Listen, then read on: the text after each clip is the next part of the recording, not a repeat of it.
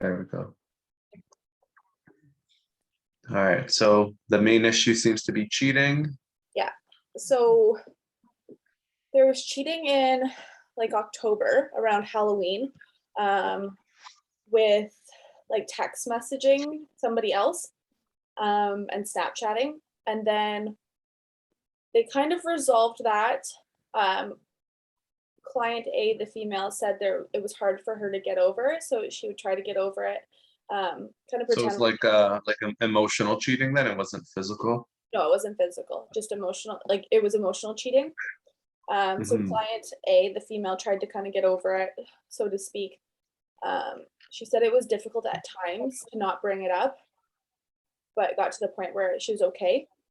And then when I spoke with client B, the male, he mentioned kind of just feeling like there was constant nagging about it and not being able to get over it. So cheating, Mhm. emotional cheating occurred again in December. But client A, the female, just found out about it last week. Okay. So that's what brought them So into. it really never stopped then. So right from October to November, but she only just recently found about it. Yeah. And Okay. when I met with client B, the male, individually, he mentioned that what kind of led to that was the constant nagging from October and like bringing it up. That's kind of what led to December. So client B, the male, was the one who decided on couples counseling. hmm hmm So that's what brings them in.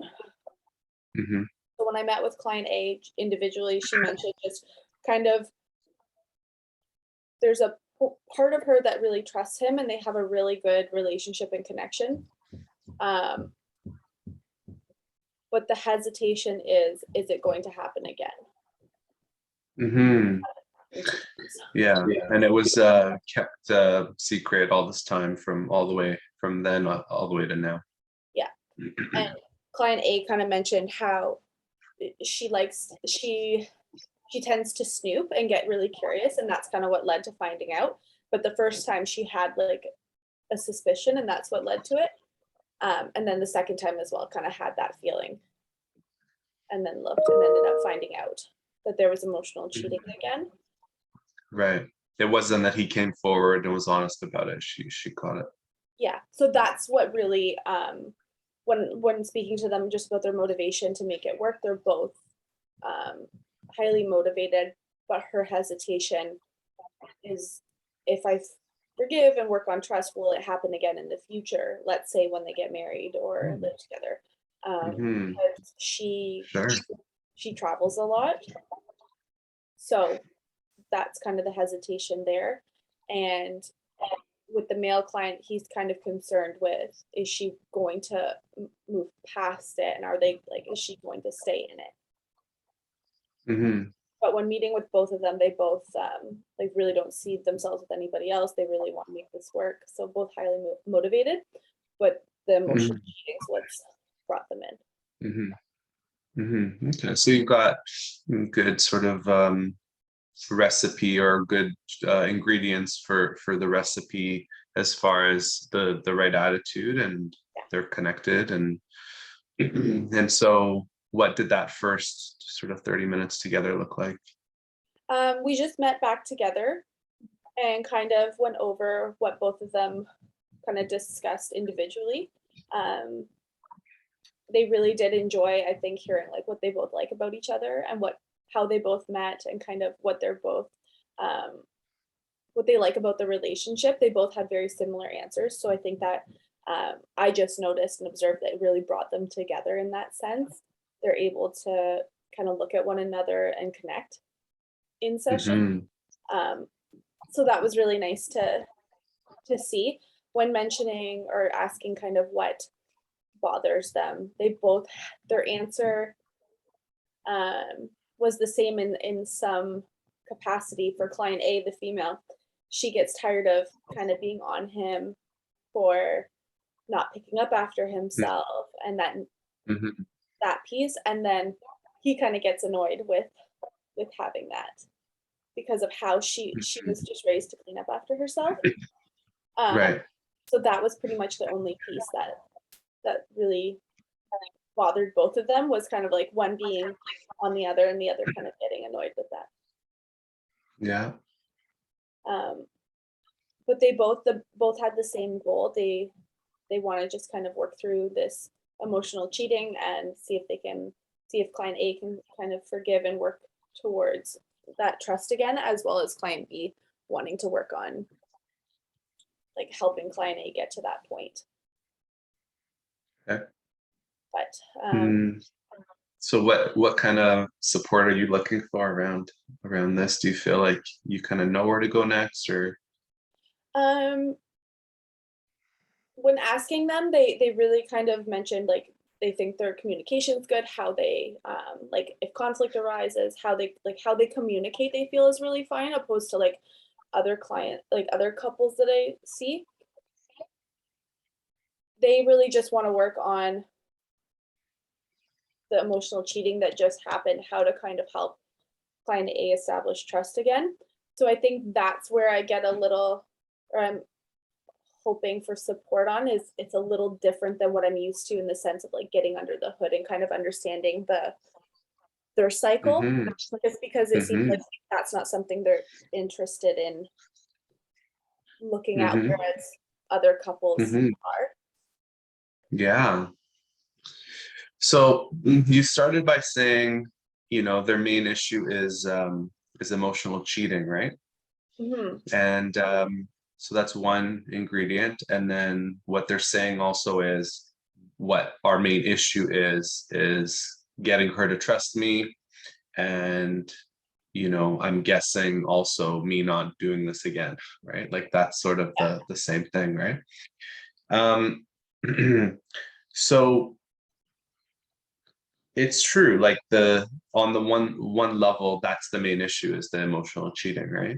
Yeah. But in the same way that you would get under the hood as far as the cycle, we are not at the point where the cycle is coming out, right? We're at the point where the cycle's already happened, and a byproduct of the cycle Yeah. has resulted in a behavior, right, that ends up hurting them. And so then this becomes, as basically almost always is the case, we look at what's in front of us, and the crisis, so to speak, for them is, this is what's right in front of us, we have to deal with this, right? Hmm. And if we don't, it will turn into a new cycle, right?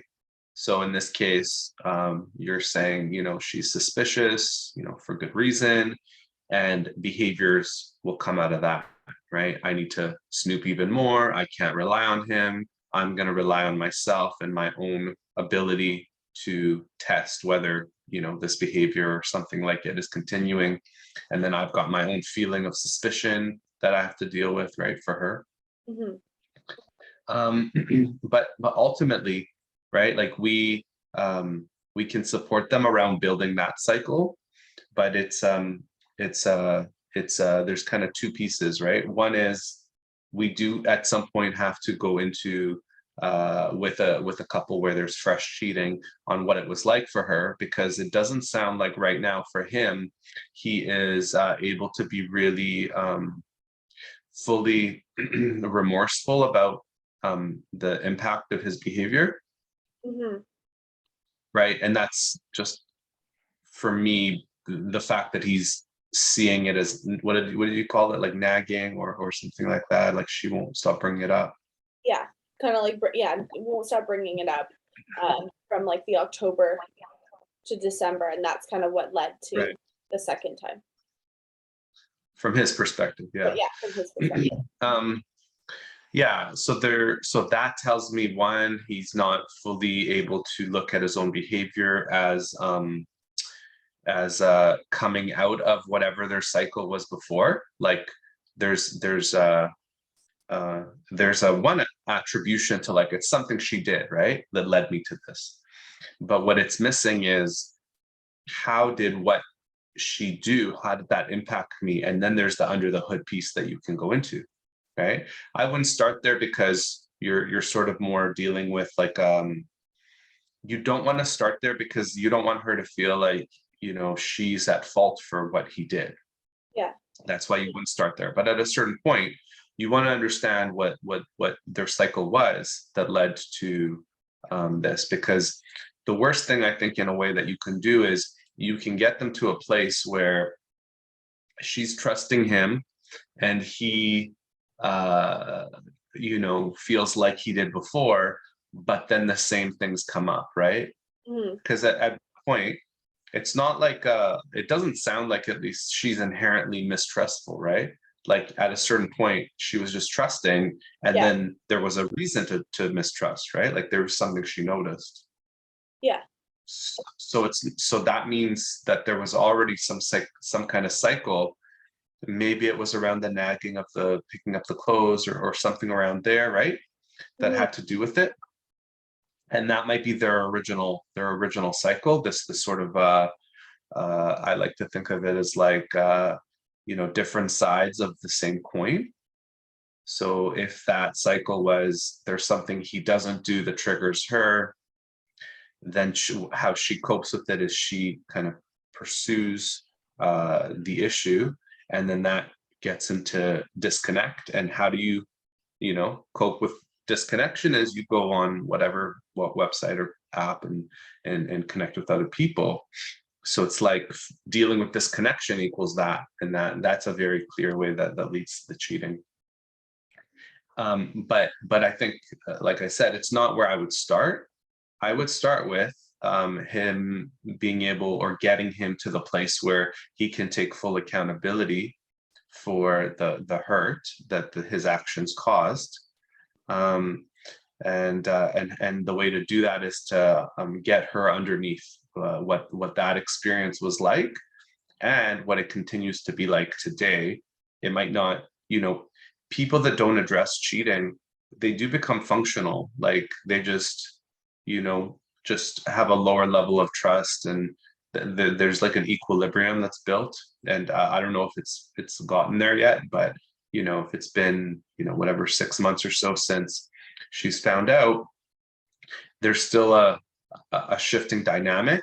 And so you work with what that dynamic looks like today. So what does it look like today, right? When does she get triggered today that leads to her bringing it up, right? Yeah. That's where you can start with today. That's one option, right? And that's looking at their, like, very much their current cycle and having her being able to enact around that. But underneath these enactments are ultimately the underlying wound that's there, right? That was created, I'm guessing, in that moment. And not to say there could have been past betrayals in her life that sort of got hit when she found out about the stuff, that then that's a sensitivity she already has. But in this relationship, we can sort of say it was created in this moment when she found out the first time. So that's what's sort of like driving the suspicion, that experience. And I imagine she has not yet fully got to express to him how painful that was for her. Mm-hmm. And he then therefore has not been able to really express that, like, this is how it moves me when I see you in this much pain. And so either she did share and he couldn't hear it, or she didn't fully share, so therefore he didn't have the opportunity to really hear it, or a mix of the two, right? Like, this never black and white, but yeah. Okay, so kind of looking at, so maybe starting with kind of helping him to be taking full accountability for it first, and then getting where the accountability comes from is her being able to express. Because it's not ideal, I think, to just look at the behavior in a vacuum. I think that we want to bring the depth of the pain to the surface for her. Then you can do enactments around that, and he can enact back what it's like for him. the accountability comes out of that, or there's different forms of accountability, but the accountability, the type of accountability that would come out of that, I think would be a lot stronger, because it's really not about the accountability. What it is ultimately is about her ability right now to be able to express to him when she gets suspicious, when she gets triggered by something he's doing or not doing, so that she can turn to him and lean on him in order to get that reassurance that she can trust him. So that's shifting their current cycle, right? Yeah. And so she gets to take accountability for her pain and when she gets triggered, and he gets to take accountability by being there for her and being able to be there for her consistently in session and out of session. And like I would say right now, for whatever reason, he's not able to stay with the pain that she's feeling, whether it's because she's not expressing it very vulnerably, or because even if she is to some extent, it's too like painful for him to let himself feel. And so there's a dynamic maybe on either side or both. And maybe he can't connect with it, because then he has to be really confronted with like what he did and how like he caused this pain in his partner, and that could be really hard. And it's like it might hit the guilt sort of button too much, and so he might cope with that by shutting down, or by, so there's something to explore there bottom up, so that but that's the accountability I would want to have him be able to do consistently, where she should be able to turn to him whenever she's triggered, until that safety is built in and that trust kind of recovers. Yeah. And you can let them know this isn't going to be a one-time thing. What it's going to be is each time she does it, it creates a certain amount of safety and trust in him, and it becomes easier to go deeper. And once we hit a kind of bottom, it doesn't mean that like she's fully healed, but for the most part, there's a lot of positive shift and healing that happens.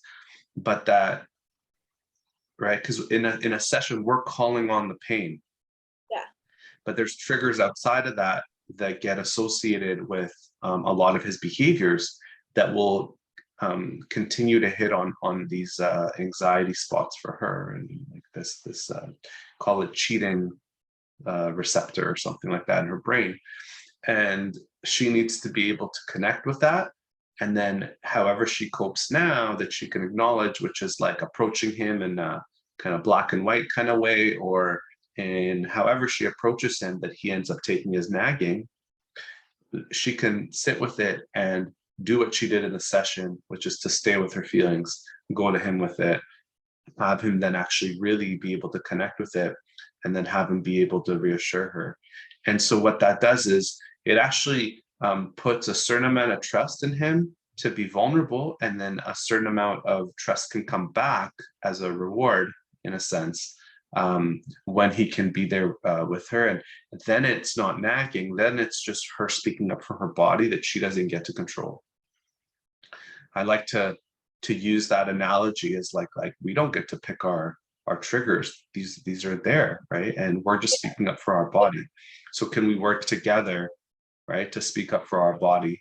And like even if it's things that like we cognitively say to ourselves, hey, we should be over this, it's not that simple, right? Our body might give us a different answer than we would like. And so we're working together in the same way we work together against the cycle. We work together not against, I would say, but to understand and be compassionate towards our bodies that are a product of those past experiences. But can we be open and transparent and have no shame about what comes up for her? And can then he be also compassionate and believe this isn't her trying to nag, this is her trying to actually heal. And instead of creating an external locus of control of this, like, let me see your phone, or snooping and this kind of thing, this brings it back to her, and brings it back to like this, not internal just for her, but internal within the relationship, that as a unit, we're going to work through this together. Yeah. And now, like, looking back on our first session, when I met with her individually, she was able to talk about the cheating. When I brought them together, it was talked about in a way that wasn't like acknowledged, like it was kind of like a, not a secret, but like they didn't want to say cheating, or kind of like what brought they would say, like, and the other thing, talking like that. Hmm. And I noticed now, like thinking about it, I noticed that she would kind of not shut down, but you could see kind of that, like that she was upset when it would be talked about, and he was very quiet. Um, Hmm. so I think, Yeah. So I'd want to follow that. I'd want to follow that and yeah, open it up a little. Yeah. and that's what I'm thinking for like our second Yeah. session, is kind of going with that as to what's kind of Yeah. coming up for him and what's coming up for her, because I Yeah. did notice that when they came together in the last 30. Yeah. That's really good that you're noticing that. That's the majority of what EFT is about, is about noticing and having the courage in a sense to bring it into the open and do so in a sensitive way. Because if they're doing that there, they're also, ignoring it at home. They're also, right, there's this like her internal dialogue that she was able to have with you is different than what she's able to share with him. Yeah. So I Yeah. think it'll be good to, like, I think going into the second session, um, meeting together, it'll be interesting to see how that goes, because I only had 30 minutes with them together. So it'll be Mhm. interesting to see what kind of comes up, and Yeah. creating that safe place for her to express Mhm. kind of the her, like kind of what her experience has been like. Yeah. So Yeah. Yeah. That'll that'll be your first few enactments probably. yeah, And then in response, having him enact like really what it's like for him to see her this way. I don't know why, but this is not that uncommon to have, the person that was cheated on like somewhat suppress it. I okay, think it's because for a lot of people, the cheater ends up, being defensive and justifies what they did. yeah, And the person that was cheated on tends to share it in ways that are comfortable. And what's comfortable is generally not vulnerable, right?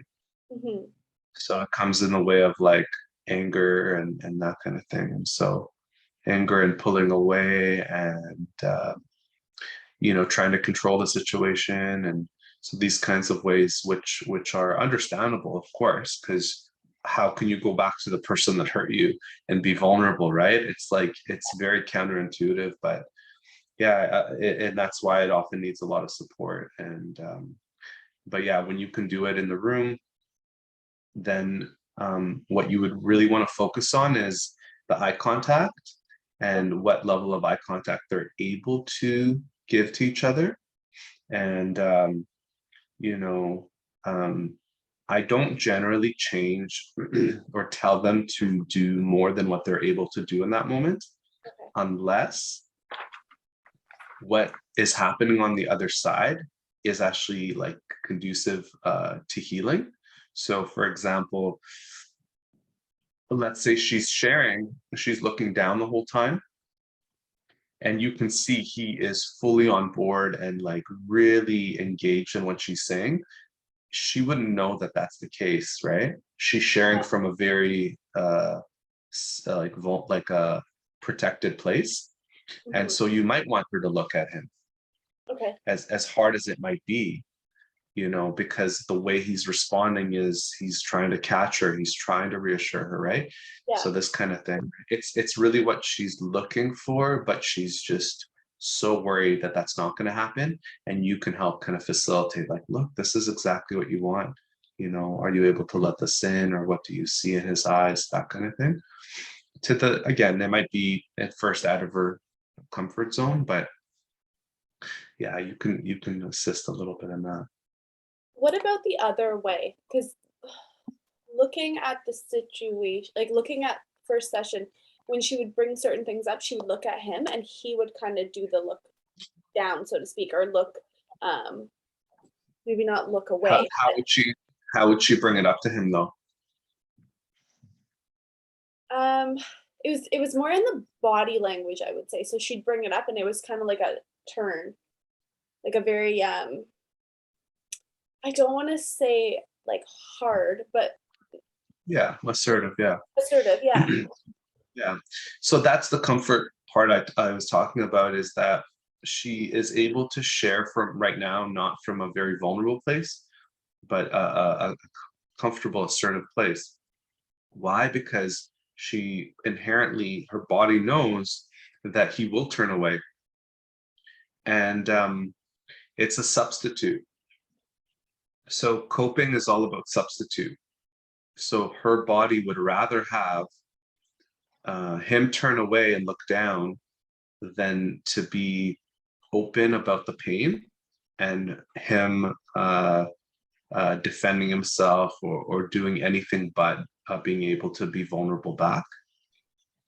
And so this is a substitute that is their current cycle. It's what we want to help shift into a more vulnerable one. Yeah, because it also, what it does is it tends to reinforce this resentment that might be building on his part. Is that like now she's like overpowering, trying to control her own anxiety, so she comes across this way, getting her sort of needs met in a substituted lesser way. It's like you know how like with let's say drugs, it's you're never getting the real need met, you're Yeah. getting a substitute. And in this way, it's like her anger is the drug, or her assertiveness is the drug. In a sense, it's a comfortable way to get your substitute needs met. But what it does is it's not a win-win. So primary emotions are like the win-win, is what we want. Yeah. Anything outside of the primary or the primary experience or the primary emotions tend to be a win-lose, right? So if they can't both look at each other in the eyes, it's a win-lose. And anything in EFT, and I believe in all couples work, anything that's not a win-win is a lose-lose. There's no in between. In the short term, there's this win-lose dynamic because it's comfortable for her and it's not for him. But there's a cost to every win-lose situation. There's a cost, not in that moment. But what does that build? If that's building resentment in him, she's going to have to pay that cost down the road. Okay. And it's most likely connected to the cheating. Okay. So that's what you want to shift. They're giving you a window into their actual cycle that happened before the cheating that led to the cheating, right? But you Yeah. don't want to say that because you don't want to put blame on either side, right? Yeah. You just want to understand this is the dynamic. It doesn't make it okay at all what he did, but if she can understand how this particular type of dynamic leads to him to disconnect, and the way he's learned in his life, again, not to justify it, but he's learned in his life to connect maybe to other people in order to deal with that pain of disconnection. Yeah. And we want to change that. We want him to learn to be able to come to her when he's disconnected, and we want her to be able to turn inwards and connect to herself, and then be able to share with him this anxiety she has around, not trusting and worry that he's going to be doing something like this again. Okay, so kind of just trying to understand the dynamic and not placing blame on either or. Yeah. But trying to get to that. Yeah, it's not our job to make interpretations. It's just our job to bring to the surface what's already there. Okay. Yeah. And not to label a behavior good or bad, right? Yeah. Just to go, oh, okay, so this disconnection, how do you cope with this? Yeah. Oh, so is this connected to what you did, right? Is this connected to that, right? And not to say it's okay or not okay, but if he can acknowledge that, that's a big sort of breakthrough in that sense, that she goes, oh, something I do leads to him disconnecting. And how he copes with this connection is he goes out and talks to other women. Okay. So that's where it becomes this, oh, my substitute leads to his substitute.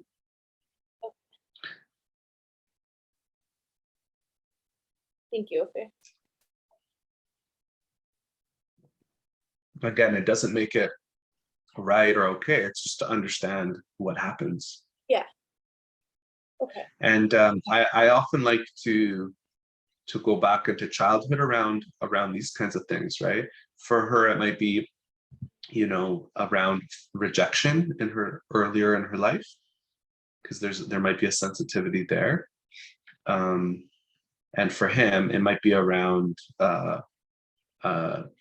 assertiveness on the other side, and also disconnection, and how was that feeling growing up? Is that a familiar feeling, right? Feeling this way, right? When someone's talking in an authoritarian sort of way, let's say, and you had to, to kind of put your head down, and how did you cope with that growing up? What's the earliest memory you have of that? Or what's, can you describe a really early memory for me? And, how old are you here? What's it like? Could you turn to anyone during this time? No. What did you do instead? Oh, so you went down and talked to this person, and that made you feel better. Okay. Right. That makes sense. Right. And so today you're kind of doing that. Or is there a parallel to what you did back then and what you're doing now? You're too scared to go back to her, because what would have happened if you went back to mommy or daddy, right? What would they have done? Oh, they would have done this. Oh, and now you expect this, that if you went to her, she would do the same thing. Okay. That makes sense. Can you share that with her? Right. This kind of thing. So that allows you to kind of rewrite that history and really heal from our childhoods, because that's Yeah. what we're playing out. We're playing out these childhood dynamics, and it's getting us into trouble. And it wouldn't have been cheating on your parents to go and talk to a friend, but here in this relationship, it's turning into that. Yeah. And that actually brings up what client A talked about, like when we met individually, when I asked, is there anything else that they wanted to share, or, that client B didn't know about, or they didn't want shared. And they mentioned just some childhood things around dad speaking to another woman, and how that was really difficult for client A growing up, and the Mhm. of thinking it was cheating and all this stuff, and they haven't mentioned it to client B, but that's something that they want to maybe one day share with them, is why it hits so close to home for Mhm. them. Um, There you go. so there's that for client A. So I'd be curious of what comes up for client B as well for child. Yeah.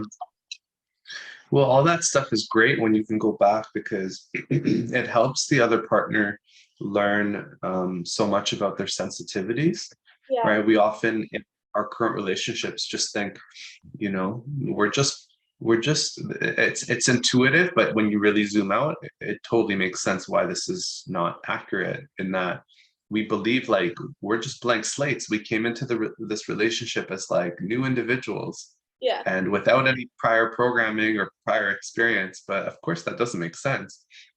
We carry all these habits, and we use the word baggage and that kind of thing, right? We carry all that from our past, and you can't run. You can't like, not everything that we present is habitually, or our behaviors is our partner's fault. yeah, And despite sometimes feeling that, oh, they're triggering me, and so when we can go into the other person's prior relationships, childhood relationships, that kind of thing, it really gives a window to their partner, where a lot of their behaviors, their worldview, where it all comes from. They always have been told by their partner maybe that it's their fault. So to see, oh, okay, this started way before me. I might have a small part to do with what is the catalyst as far as what triggers them in the moment, but this was wired in way before me. That could be really, really helpful. So for him to know this is a huge sensitivity for her, not just because of what, and that this meaning not just the cheating, but any kind of behavior that looks like it could be suspicious or moving in that direction. Yeah, if you're a kid and you caught your dad cheating on your mom or something like that, you're going to be super sensitive to any behavior like that. That's traumatic, right? Mhm. Yeah. Yeah. So I think I think I have a better idea of where to go with, like, for second session and, like, kind of the bigger picture. I think what kind of made me not hesitant, but not know where to go per se was kind of having that set of, like, this is what we just need to figure out is, like, the cheating and not getting under the hood to understand the cycle. And I think because it's so fresh and other couples, not to compare, but other couples I've worked with, the cheating was like a year or two ago. So the cycle, looking at the cycle now versus like before, I think it's a little different for me. Yeah. Yeah. We definitely want to start with what's being presented to us, and this is what they are presenting because it's just what's on their plate at the Yeah. moment. It's the most kind of surface level thing. And the old cycle will come, right? As you clear one cycle, the old one will just kind of reemerge. And and you'll be able to work through it in the same way that you work with other couples. But yeah, when there's cheating involved, and this can come up in cases of cheating. It can come up in other cases too, where um, in essence, it's like a secondary cycle that's like more temporary that takes over. Um, there's a lot of different nuanced ways of looking at it too. Like if a couple is under just a lot of stress, sometimes secondary cycles will come up that um, get integrated in some way, sometimes changing the primary cycle, sometimes just as a temporary thing, and then they go back to the primary cycle. So it's all depends on how they handle together collectively the stressor, right? Like Yeah. imagine an in-law moving into the house. Okay, well that might change the dynamic, right? Or if like one person's like really sick, it'll change the dynamic somewhat temporarily, maybe permanently, depending on what the situation is and how they deal with it, right? Yeah. But yeah, you have to kind of work with whatever they're coming in for, anyways. And as that shifts, then you get to work with whatever is then being presented. Okay. Okay. Thank you. That helps me get an idea of kind of where to go with them, um, especially for this week. I think that helps a lot just because I was like, okay, I don't know, I haven't had this yet where it's kind of Of right course. right there. Yeah. Good. Now we've got 10 minutes left. Was there, I think you said there was like another couple to Um, look at. there's a couple little it was just a couple little things. Um, my couple I've been working with for a couple of months now. Um, it's going good. We're getting into kind of the this week we got or last week we got into kind of the unfairness and having client A kind of um kind of do an enactment and asking client A what was like if they were able to let it in and what like kind of client A talking about why it's so hard to kind of accept it or that wall that's up per se. Um, and kind of helping client A to soften a bit. I noticed this past week it was really difficult for client A to soften and allow it in, like allow the apology, allow anything of the sort like that. Um, but I think we're getting somewhere with that. Like it's a good thing, I think. Um, and then my new couple, or my new couple, they're going to be doing weekly and then like maybe bi-weekly. They really just want to kind of get a good grip on kind of therapy for them. They're kind of coming in because of lost spark. They've been together a long time. They just had a baby, so lost spark. no sex. She's nagging. He feels like she's nagging. So kind of similar in that piece, just around family household stuff. So Yeah, a kind lot of cycles start that way, right? yeah, And sometimes it's small and then it grows over time and turns into other things. yeah, and that's a big reason what brought client A, the female, was wanting to do couples work. They took a break. They've been doing it for a while, couples therapy, but she just like noticed that that's happening, and they Mhm. kind of want to get the spark back, and like become intimate again, and then also just notice it was kind of doing that cycle, so she wants to do the work again so that it doesn't kind of Mhm. Were they doing EFT before too? no. And they had a good experience. But they've had this. I'm their third. They had a good experience, but the counselor ended, and then the other one they just didn't feel it was a good fit. So they're very interested in EFT. The client A, the female, was. Client B is interested but didn't understand it too much. Where she's done a lot of counseling, so she's Mhm. really interested in theories. Do you So know what they did before, like what modality it was? uh, she doesn't She doesn't know what they did before, but she knows that client, or not client, the second time they did couples therapy, they didn't enjoy it because they felt it was just the same thing. They weren't really getting anywhere. It was very repetitive, Mhm. or That was almost the like, bad, pardon? yeah, the bad fit. That's Yeah, the what they're talking about. yeah. But Uh, with the good fit, they're not. She's not sure what modality. no, but they did feel like they were getting somewhere, in Yeah. challenge. So I'll find out more about that. But she's really interested in EFT. Hmm. They're really Good. interested in working with you. So they Oh. mentioned, she's like, I wanted him.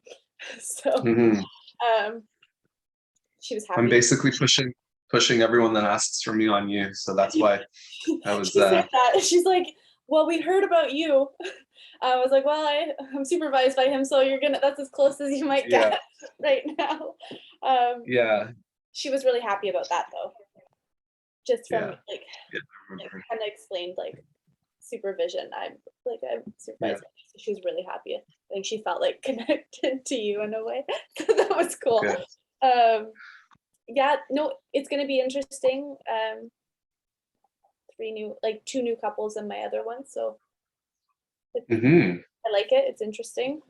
Um, Hmm. it's nice. My only like logistical question was, I just received the invoice from Ariel, and I was a little confused by it. Do I just